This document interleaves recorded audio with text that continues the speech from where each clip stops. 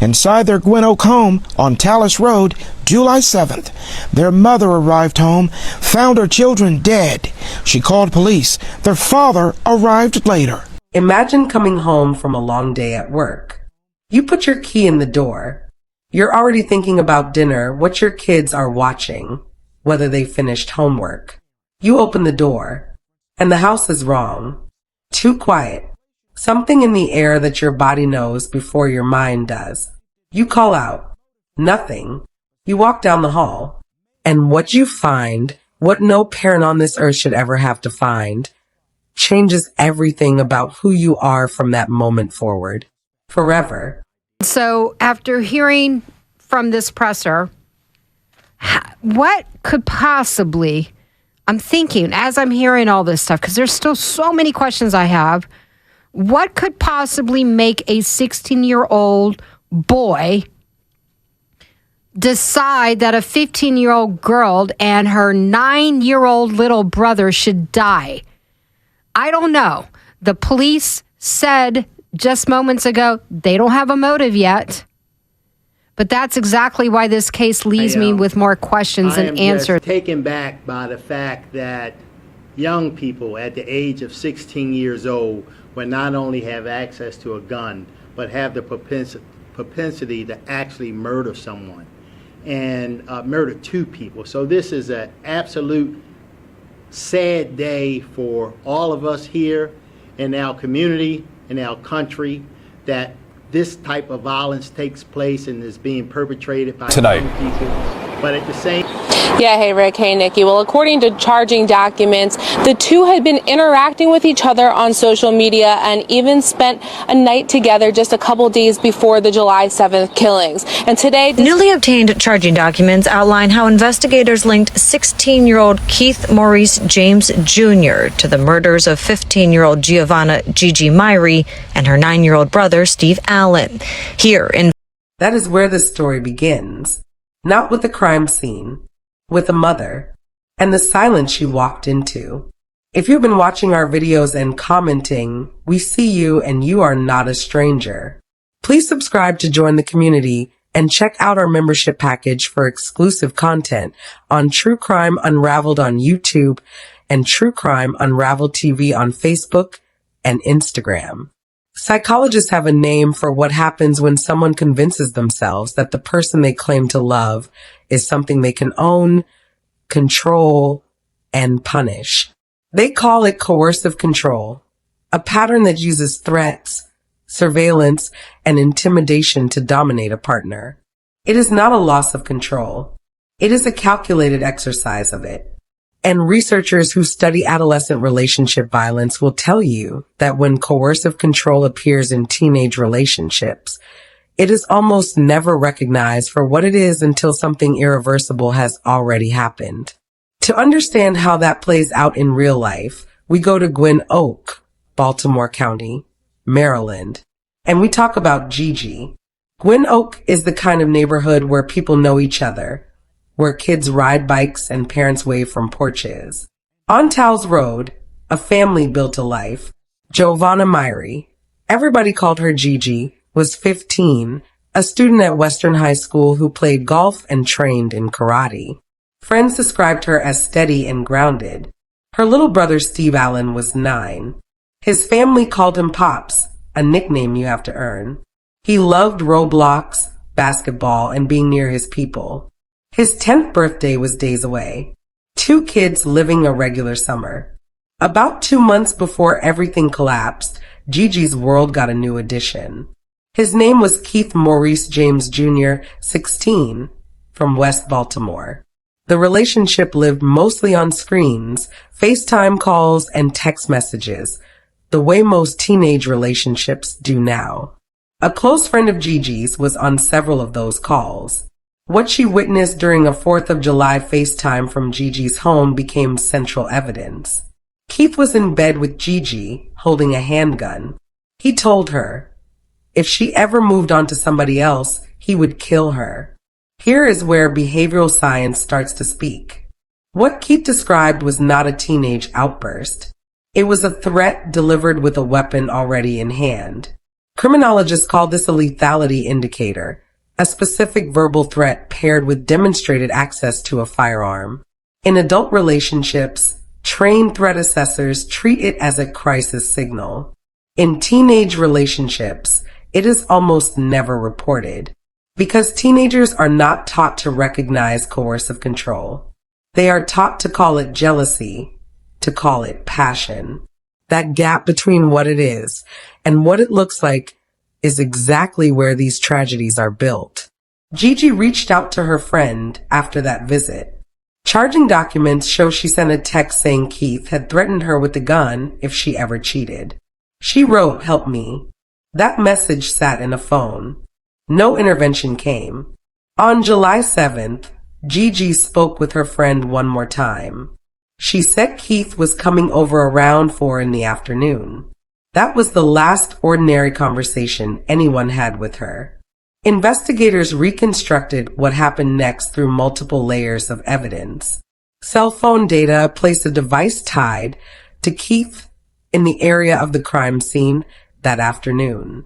MTA surveillance footage captured a young man matching his description getting off a bus at a stop half a mile from Towles Road just after 4 p.m., walking with direction toward that neighborhood.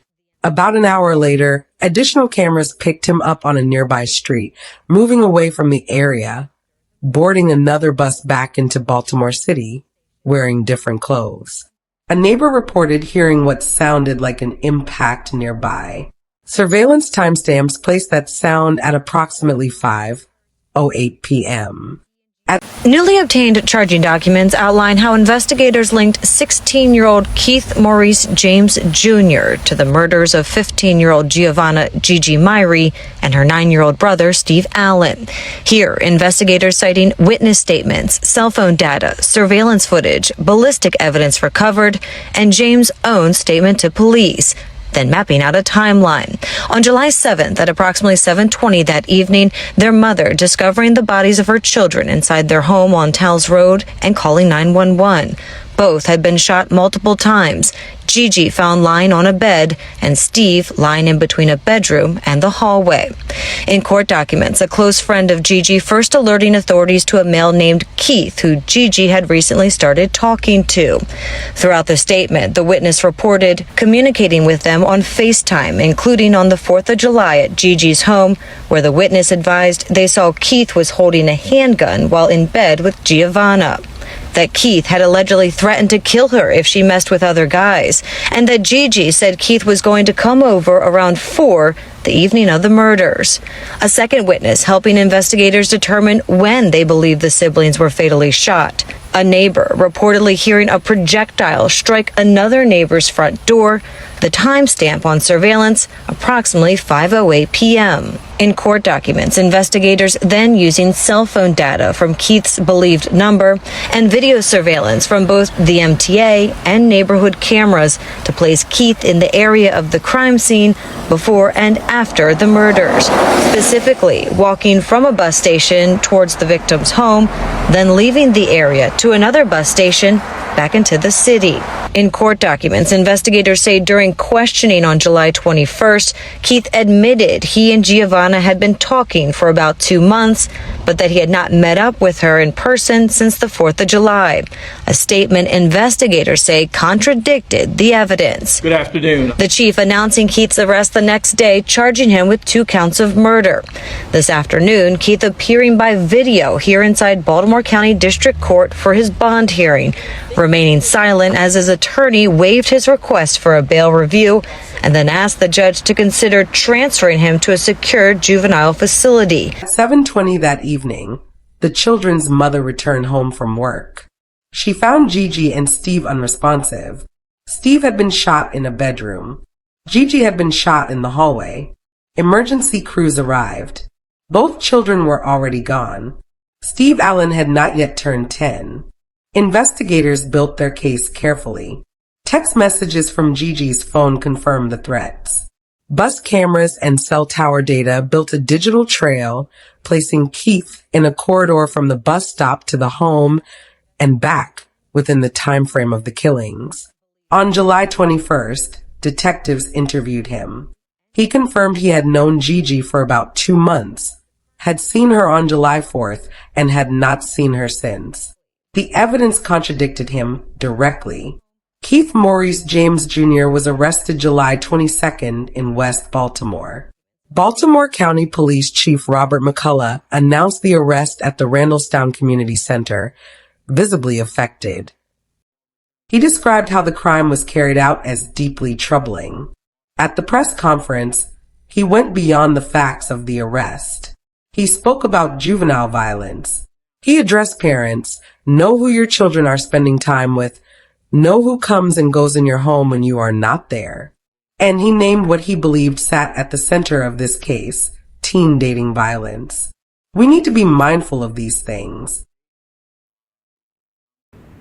Good afternoon. I'm Chief Robert McCullough of the Baltimore County Police Department. I'm here with County Executive Catherine Klossmeyer and County Councilman Julian Jones. This evening, we'd like to announce that we've made an arrest in the July 7th homicide involving Giovanna Myrie and her brother Steve Allen. If you remember back on that date, the homicide occurred in the 6100 block of Tallis Road, in which the brother and sister were murdered. We have arrested a Keith Maurice Jones Jr., who's 16 years of age, who has an address in West Baltimore, in Baltimore City. He was taken into custody early this morning by Baltimore County detectives when they served a search warrant and an arrest warrant for him. He's charged with the homicide of both victims. Right now, what we can tell you is that this individual was known to our 15-year-old victim and also to her 9-year-old brother. He's right now being held at Baltimore County Detention Center with bail denied. With that, I'll next have County Executive Catherine Klossmeyer speak, and then Councilman Jones, and then I'll step back up and answer any questions that you may have. Thank you, Chief. I just would like to say how sad a day like today is, and please keep the families in your prayers. And I am so happy with not with the results, but I am so pleased that the police department did such a great, quick job to this part of the whole situation. So thank you, police officers, if you're in here, and thank you, Chief, very, very much. So thank you. Again, I'm Councilman Julian Jones. I am just taken back by the fact that young people at the age of 16 years old will not only have access to a gun, but have the propensity to actually murder someone and murder two people. So this is an absolute sad day for all of us here in our community, in our country, that this type of violence takes place and is being perpetrated by young people. But at the same time, I want to thank our police department, who work extremely hard each and every day to have a very, very high clearance rate in Baltimore County. I've said it before, I said it again, we can't stop random acts of violence, but just trust and believe that when these violence is perpetrated here in Baltimore County, we will not leave any stones unturned before we make an arrest and take that person to justice. So thank you so much. And once again, I like to reiterate what the county executive and the councilman said. We can't say enough good things about our detectives and our investigators, and that also includes our crime lab and the people who work in our crime lab for the great work that they did in this case. From the very beginning, we were very diligent and we pursued the suspect in this case. I know it took much longer than I wanted it to. However, we had to make sure that we put together a very airtight case, considering the age the suspect in this case, and with recent changes in law in the state of Maryland. We had to make sure that we did our work the right way, the way that we always do. This case also highlights for me a couple issues. One is juvenile violence itself, just violence by juveniles on other juveniles. And it also highlights the point that as parents, we need to make sure that we know who our kids are associating with. We also need to make sure that when we go to work or we go out of the house, that we know who are coming and going in our homes, especially who are with our kids when we're not around. And the final issue is just dating violence, teen violence, between people who have relationships. So we need to be mindful of those things. And with that, I'll take questions, Kyrie. Yeah, so the write-up for what you just said, forgive me if you mentioned it earlier, can you confirm that the 15-year-old was dating Jones or dated them at one point? Was it an ex-boyfriend or a current? What I can say is that we knew that they knew each other, that there was some type of friendship or relationship there. Any idea on what Jones's motive may have been? At this point, we do not have any confirmed motive for the reason he did it. And what led investigators to Jones? How were you all able to track him down? I can't go into all those details right now. Much of that will be in the charging document. You'll eventually, I'm sure, have access to the charging document. But what I'll say is excellent police work. We utilize all technology, everything possible. I've said it before. One of the great things is that our administration and our county council have invested in the police department, invested in the infrastructure of Baltimore County. You can't go anywhere and not be on camera in Baltimore County. You can't go anywhere and not be seen. Will he be charged as an adult? Can you tell us the charges? Yes, he has been charged as an adult. I don't have the charges in front of me, but I know that that one of the charges at least will be, murder. He was charged with homicide. You said it took you longer than you anticipated to make this arrest, but yet the arrest came. The murder notwithstanding, how troubling was this case for you and police? I think if you go back and look at the video from that night, I didn't even realize it until I looked later. How troubling it was showed in my face and in my demeanor that night. It's troubling when you consider how horrific this crime was carried out. It was terrible, and when you reflect on the fact that a child who had just turned 16 carried out this crime and did it in the manner and the way that he did, it's troubling. And in terms of, I know it's an ongoing investigation, we can wait for the charging documents, but if you could share what you can, in terms of, you mentioned that parents should know, or something you said about their children and their dating. How long have they been dating, and what was the nature really of that relationship? I don't have any information as it relates to that. I can't confirm whether they were truly dating or whether they actually just knew each other, but I knew they were known to each other and they had some type of relationship. Last question here. The 9-year-old, he was there. He obviously wasn't dating the boy. Why the 9-year-old a victim? Well, I can only speculate that he was a witness. He was an innocent bystander, and he was the result of everything that went on or transpired that day.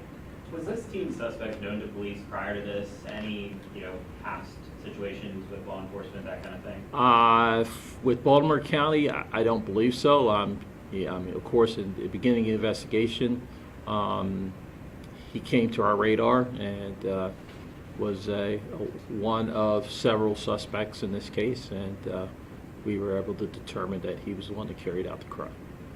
Are you able to talk a little bit about the circumstances that led up to the shooting? Had he been in the home, had he been spending time there before the shooting took place? Or?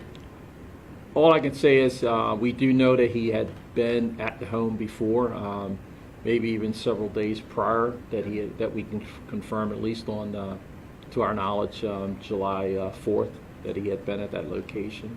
I was told by neighbors that there was a big party too on July 4th at that location. So, was he known to the parents too? Like the parents knew who he was and everything? I can't confirm that, but it's possible that he was known to them. Chief, a quick follow-up. You mentioned that that night you were very confident by saying, we have a suspect. We have a suspect. Did you know that night that he was the one you were looking for? Let me rephrase that. What led you to him? I will say that we had a belief that there was a definite suspect. We didn't have a definite identity, but we had an idea of who it might have been. And basically, we followed the evidence. You know, we utilized all the technology that we had available to us. We utilized witness statements to us. We utilized everything that was made available to us to lead us to this suspect. Chief, obviously, you know, this sent a lot of shockwaves through the community. Funeral was yesterday. This really had a lot of people. You know, you were emotional about it. It impacted us as well. What do you say to the community tonight? You know, now that you have this big break in the case, this arrest that happened, what do you say to the community tonight that, you know, may still be, you know, still is shaken up by all of this? You know, just on the human side. Well, first of all, I like to say that you know, my heart goes out to the family and friends of the victims. Like I said that night, 2 lives were lost. These are lives that will never be realized, a brother and a sister. What I would like to say to the community is that Baltimore County is still a great place to live, work, and play, and to raise your children and for your kids to go to school. These things happen. They happen everywhere across our nation. They rarely happen in Baltimore County when you consider, you know, we have a population, you know, of about 850,000 people, and on any given day you have well in excess of 1 million people that travel throughout this county and come here and work. And all of last year we had 28 homicides. And as of this point, we're halfway through July, and we only have 12 homicides this year. So it's a great place to live. It's a place that's safe to live. The real issue is the number of guns that have proliferated our society, the availability of guns, the need to make sure that we lock up our guns in our homes. But we want people to know that Baltimore County is safe. We want the citizens and residents of Baltimore County to know that they can depend on their police department when something happens, that the incredible men and women that work in the Baltimore County Police Department will respond, and we will catch our suspect. I just want to reconfirm, you said he will be charged as an adult, at least 2 counts of murder. Yes. Gotcha. Do you know how he got access to a gun? No, we do not. Was he caught on camera? Leaving the house and that kind of thing, Chief? I would say that he was on camera in several ways throughout the community. That night. Second, That night. Because I know you said he'd been in the area. he had been in the area prior to the crime, and of course he was in the area after the crime. Any other questions? Thank you for being here. Radio host Angelette Aviles also responded on air, raising questions communities across the country have been sitting with: how a 15-year-old ends up dead at the hands of a boy she was talking to, and how a 9-year-old loses his life for being in his own home. So after hearing from this presser, what could possibly, I'm thinking as I'm hearing all this stuff, because there's still so many questions I have, what could possibly make a 16-year-old boy decide that a 15-year-old girl and her 9-year-old little brother should die? I don't know. The police said just moments ago they don't have a motive yet. But that's exactly why this case leaves me with more questions than answers. And I want to know what you think. The lines are open. I know someone here on the text line was already placing a bet that it was going to be a young adult. Not even an adult, just a teenager. that it was going to be a juvenile. I had a feeling it was going to be someone close to the family, whether family related or friends, because it seems so targeted. And here we have it. Baltimore County Police just announced that they arrested 16-year-old Keith Maurice Jones in connection to those two murders, the siblings who were found shot to death inside their Gwynn Oak home earlier this month. And he's been charged as an adult. He's been charged as an adult with 2 counts of murder. I don't know, first degree, second, I don't know the details of that. He was arrested this morning. And again, the victims, 15-year-old girl and her 9-year-old brother.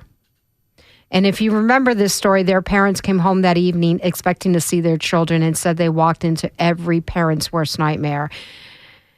And it is, I can't even describe that. And here's a few things that I was jotting down and thinking about when I heard that presser.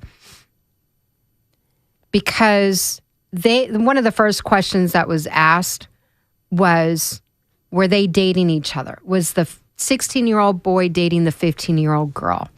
And police say that only that they knew each other and had a relationship. I mean, what does that mean? Were they dating? Were they just friends? How long have they known each other? I'm pretty sure the parents knew. And if there was a relationship, what happened? I know. I'm asking for a lot right away, but I knew they were onto something because it's been kind of quiet. And then we get this notification or this presser today. And then there's another question. That comes to mind. How is a 15-year-old girl, even a 9-year-old boy, how is a 15-year-old girl a threat to a 16-year-old boy? Whatever disagreement, breakup, argument, or conflict may have existed, how do you get from that to murder? And then why is the 9-year-old brother killed? He didn't even start middle school yet. He had his entire life ahead of him. Was it because he was a witness? Was he simply in the wrong place at the wrong time? I mean, I know. I want answers. I know I'm not going to get them. And then I have another question. Another question I know a lot of you guys are thinking. First of all, does this 16-year-old have a criminal history? The only thing that we know of him is his name, because he's been charged as an adult. We know his name, and we know they also mention he's from West Baltimore. That's all we know right now. But does he have a criminal history? Or has he ever been caught and re-released and sent back home to his family? Therefore, he has no record. Like, was he already known to law enforcement? Or did this seemingly come out of nowhere? Was it a mental health thing? Because if there were warning signs, people deserve to know. And here's another one. Where did the gun come from? Where did the handgun come from? And police admitted today, because that was one of the questions, they don't know. Think of that. A 16-year-old had access to a firearm capable of carrying out this horrific crime, and investigators still don't know whose gun it was, if it was stolen, if it was from family, did it belong to the parent, a relative, someone else? I mean, maybe we'll get to that. We'll find out later. But again, I have many more questions. Because accountability shouldn't stop with the person who pulled the trigger. If someone else unlawfully put that weapon into a teenager's hand, yeah. And every time something like this happens, we immediately start arguing politics and gun laws and juvenile justice and sentencing. Before we even get there, can we first ask what is happening with our young people? We're talking about teenagers. One that has now been charged with murder, one dead at 15 and another dead at 9 years old. That's not normal, guys. Somewhere along the line, something went terribly wrong. Same thing with these 6 teenagers, I'm calling them teenagers because they were scrawny, and that video footage that everyone has seen of the beatdown for 10 minutes to this 74-year-old man in the middle of the night in front of a 7-Eleven. Not even one kid kind of walked back to think, maybe this is not right. I mean, and if it was just a robbery, go ahead, grab whatever you wanted to grab, whether it was his wallet or money, whatever, and run, go. But to beat this guy down for 10 minutes, what is wrong with these kids? And I know Commissioner Worley and other people will say, well, it's just a small, but still, something is wrong here. And I'd love to hear from you. What other questions do you still have about this case that I haven't brought up or no one there brought up during the press conference? If this turns out to be a dating relationship, does that change how we should be talking to our teenagers about conflict and rejection and violence? Should Maryland release more information about a juvenile suspect charged as an adult if it helps the public understand what went wrong? Does he have a criminal record? And perhaps the biggest question of all, what happened in the life of a 16-year-old that police now say he's facing 2 murder charges? Because until we understand how these tragedies happen, we're going to keep asking why after the next one and the next. The lines are open, 410-467-WBAL, or you can also text me at thegreensolutions.remodeling.com text line at 410-467-9225. When we come back, we'll get to your phone calls and messages here on the Angeletta Velez Show. All right, here we are. Baltimore County Police have arrested a 16-year-old boy and charged him as an adult with 2 counts of murder in the deaths of a 15-year-old girl and 9-year-old brother who were found shot to death inside their Gwynn Oak home earlier this month. And all we know now is that the suspect and the teenage girl knew each other. They had a relationship, but they haven't released a motive. They also say they still don't know whose gun was used or where the kid got the gun from. So the arrest answers one question: who police believe is responsible, but it leaves so many other questions. What was the relationship? What happened that day? Why was the 9-year-old little brother killed? How did a 16-year-old get access to the gun in the first place? And, of course, what is his criminal record like? Those are the questions we're talking about this afternoon. And I want to hear if there's any other questions I'm not thinking about that we didn't get answers to today. The lines are open, 410-467-WBAL. Let's go with Kay from Baltimore. Thanks for calling in, Kay. What are your thoughts here? Hi. I was reading an article, and it's by Frontiers, perspective article in Psychiatry, dated July 20th, 2026. And the title is Cannabis, Psychosis, and Violence.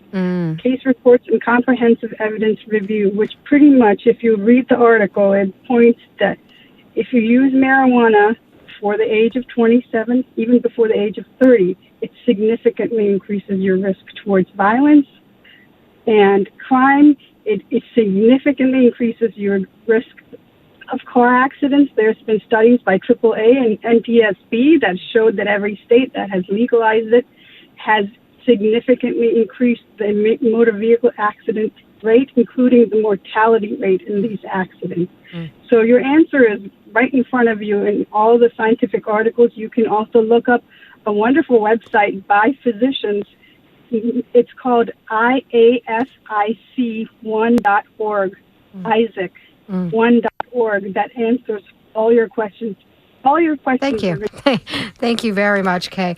Let's squeeze in Lee here from Baltimore as well. Thanks for calling in, Lee. What are your thoughts on this story, the breaking news? Hey, Angela, how you doing today? I am good. I got a lot of questions, but I do want to make a statement. Yeah. And before I make that statement, did she just say that smoking marijuana is good for you? Should they say that it's good for you? I thought the last caller just said that. No, she's saying it's bad for you and that it can attribute to this and that and car crashes and a bunch of other things. Yeah. Yeah, it's definitely not good for you. I don't smoke that kind of mess. I'm big on health. But this is my statement, though, and I got a lot of questions, but this is a tragic situation, and I'm going to say this to whoever's listening and all the parents out here. We have to pay attention to our children. Pay attention on who they're around, who they associate with. I don't care if you got to keep going up to school, talk to the teachers, find out who they associate with. You have to be in your children's lives, because you would hate to have to come home and see a situation like this. Yeah. And this is the thing that I'm going to say. We lost 3 children in this one incident. You lost the little boy that had the gun that did it to prison, and then the other 2, their lives are gone. Yeah. So we're losing. We're losing right now. So you have to pay attention to who your kid's associated with. And that goes both ways. The little kid that had the gun, who he's associated with, and the little girl and the little boy. Why are they even associated with a little boy like that? Yeah. You have to pay attention to your children, people. You have to, because at the end of the day, the children are our future. Yeah. And if we keep losing them, our future doesn't look bright. So please pay attention to your children. Pay attention to who they conversate with. Who and they're please friends with, stay yeah. on them like white on rice. Thank you very much, Lee. Yeah. If anyone knows us Hispanic mothers, yeah. And my parents, it was the triple threat at home. My dad was in the military, Catholic. We were Catholic. And my parents were Hispanic. I was not allowed to get out of the house, let alone have a boyfriend, until I left the house. Let's bring on Ann real quick here from Glen Burnie. Thanks for calling in, Ann. What do you make of this story? Well, Angelette, I hate to change the story. This is something that's been bothering me since I heard about the man being killed downtown. Mm-hmm. There's 3 things here. I don't know why the store owner didn't call the police right away. Mm-hmm. The second thing is there was 6 kids roaming around down in that area. I'm not sure why. Are you talking about 7-Eleven? How about the case about the 16-year-old boy that was just charged? Oh, well, I'm sorry. I was on hold, and I wanted to get out my feelings about the man that was so badly beaten up. But that's all right. Thank you. That's all right. Thank you very much, Ann. Yeah, we talked about that in length the other day. Let me squeeze in Rodney here real quick from East Baltimore. Thanks for calling in, Rodney. A little rapid fire here. What are your last thoughts? I got about 30 seconds. Good afternoon. I just want to convey my condolences to the family who lost people. Mm-hmm. And the simple fact is, there's no accountability. And even deeper than that, it's all about love. These children will tell you they love you. They know nothing about love. We might not like each other or some of the things that we do, but we have to love each other. We do. And somebody needs to show these children. Well, they call them kids, and they act like animals, but my mother never called me a kid because I'm not an animal. Yeah. They need love in their life. Yeah. They really do. And I'm pretty Thank sure. God. Yes. And Rodney, sounds like you got lots of love from your family. Anyways, yeah, this is something we'll probably follow up again on tomorrow during my show. You're listening to Angeletta Vilesh. At his first court appearance, Keith appeared by video. His attorney requested a transfer to a juvenile facility. The judge denied it, citing the charges and public safety. Keith was held without bond, charged as an adult with 2 counts of first-degree murder and a firearms offense. No confirmed motive has been released. Here is where the science meets its own limits. Coercive control frameworks, lethality indicators, escalation patterns, all of these tools exist. In hindsight, they describe exactly what unfolded on Taos Road. But behavioral science has to work in real time, not in hindsight. A text message that said help me was sent, received, and not escalated into any intervention. That is not a failure of the science. It is a failure of the systems around it, the awareness, the pathways, the training that teenagers and the adults in their lives do not receive. Psychology can name the pattern. It cannot alone break the cycle. What this case teaches us stretches far beyond one street in Gwynn Oak. In America, teen dating violence is not a marginal issue. Public health researchers estimate nearly 1 in 11 high school students reports being physically hurt by a dating partner. And that number does not capture the threats, the digital coercion, the control that never leaves a visible mark. Juvenile violence is climbing in ways our intervention systems have not kept pace with. We are losing teenagers on both sides of these crimes, to graves and to prison, before they have had a single chance at the lives they were supposed to live. Steve Allen did not reach 10. Keith James Jr. is 16, facing 2 murder charges as an adult. Everyone in this story is a child. What could have been done differently? If Gigi's friend had known where to take that text message to a counselor, a hotline, a trusted adult, and if a real mechanism existed to act on it. If schools treated relationship safety the way they treat fire drills, as something you prepare for before you need it. If adults in both their lives had been equipped to recognize coercive control before it turns physical. None of that is simple, but all of it is possible. The question we leave you with is this. If someone you cared about sent you a message that said, "Help me," and you thought it was just drama, would you know the difference? Gigi did reach out. She told someone. The system around her was not built to catch what she was saying. That is the conversation we owe these children. Not after the next case. Now, if this one stayed with you, leave a comment below. Subscribe to True Crime Unraveled on YouTube and follow True Crime Unraveled TV on Facebook and Instagram. We are here every week because these cases deserve more than a headline. They deserve understanding.